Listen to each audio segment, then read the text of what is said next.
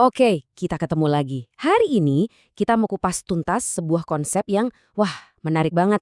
Ternyata ada dua energi dasar yang bisa menarik uang datang ke kita.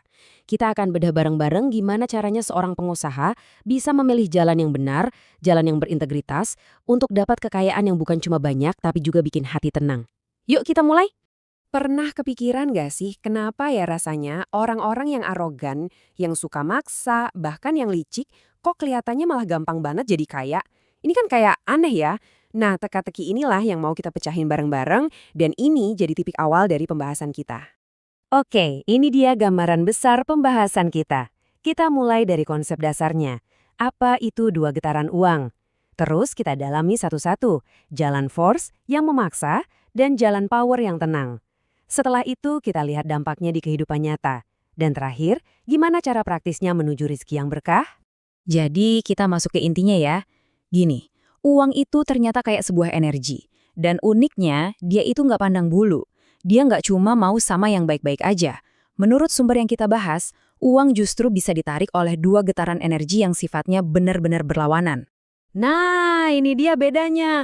Getaran force itu ibaratnya kita narik uang pakai paksaan. Energinya datang dari ego, keinginan yang membabi buta, kemarahan, sama rasa sombong. Uang jadi segala-galanya. Sebaliknya, getaran power itu bikin kita jadi magnet. Uang datang sendiri karena tertarik sama ketenangan batin kita, keikhlasan kita, dan keberanian kita. Di sini kemanusiaan jauh di atas uang.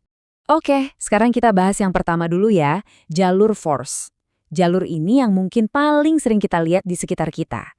Jalur yang bikin orang kaya dengan cepat, tapi bayarannya mahal banget. Yang jadi korban itu hati nurani kita sendiri. Terus, apa sih yang ngidupin energi ini? Ada tiga emosi utama. Pertama, keinginan yang menggebu-gebu, yang bilang, pokoknya aku harus dapat. Kedua, amarah, yang ngerasa, aku berhak ngalahin siapapun. Dan ketiga, kebanggaan diri, yang bisikin, aku ini lebih hebat dari semua orang. Anehnya, campuran egois ini justru jadi magnet yang kuat banget buat uang. Dan ini bukan cuma teori loh, kita bisa lihat jelas banget di dunia nyata. Pemimpin yang menindas rakyatnya, politisi yang korup, sampai preman yang pakai kekerasan. Mereka semua ini operasinya pakai getaran force. Dan herannya, uang itu kayaknya nempel terus sama mereka. Nah, ini dia akibat paling ngerinya.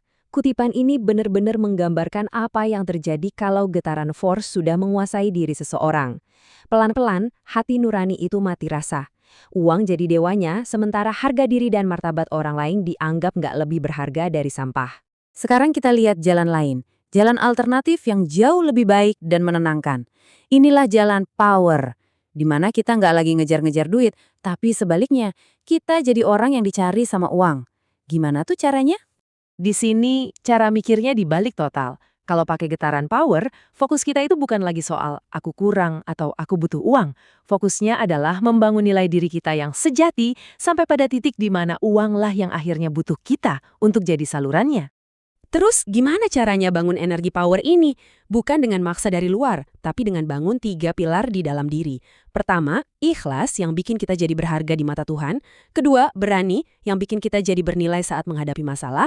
Dan ketiga, netral, yaitu kemampuan untuk tetap tenang dan percaya diri bahkan waktu lagi ada badai. Dan ujung dari getaran power ini, hasilnya adalah apa yang kita kenal sebagai rezeki halalan toyiban mubarokan. Beda banget sama harta dari force yang bawaannya cuma bikin rusuh. Rezeki yang ini bukan cuma cukup, tapi juga bawa kebaikan, keberkahan, dan yang paling penting, ketenangan batin yang nggak bisa dibeli. Oke, sekarang kita coba tarik ini ke dunia nyata. Gimana sih dampaknya buat bisnis dan hidup kita sehari-hari? Terutama buat teman-teman pengusaha. Ini penting banget buat diperhatikan. Coba deh kita bandingin langsung. Di lingkungan bisnis force, timnya itu isinya orang stres, kerja di bawah tekanan, loyalitasnya cuma sebatas gaji. Beda banget sama lingkungan power, di mana timnya semangat dan senang. Dan loyalitas mereka itu tulus, penuh dedikasi. Hasil akhirnya juga beda jauh. Force itu narik masalah, sementara power membawa ketenangan dan bikin semua orang berani bermimpi. Dan efeknya tuh nggak cuma di kantor loh. Uang yang didapat dari getaran force ini, karena nggak ada berkahnya, seringkali jadi magnet buat masalah pribadi.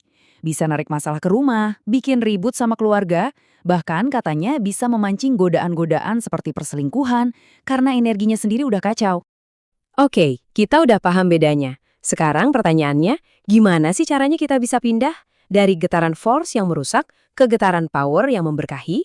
Nah, di bagian terakhir ini, kita akan bahas langkah-langkah praktisnya. Ada 3 langkah simpel buat mulai pindah haluan nih. Pertama, kesadaran diri. Coba jujur sama diri sendiri, emosi apa sih yang paling sering muncul? Marah-marah atau tenang? Kedua, tingkatkan nilai diri. Latih terus rasa ikhlas dan berani. Dan yang ketiga, fokus pada ketenangan. Tiap kali ada masalah, coba pilih respons yang damai, jangan reaktif. Coba deh, mulai dari langkah pertama hari ini. Nah, sebagai penutup, saya mau tinggalin satu pertanyaan buat kita renungin bareng-bareng. Coba pikirkan sejenak, getaran mana sih yang selama ini lebih sering kita pakai untuk menarik rezeki? Jawaban jujur untuk pertanyaan ini bisa jadi langkah pertama kita menuju kekayaan yang nggak cuma melimpah, tapi juga penuh berkah dan ketenangan.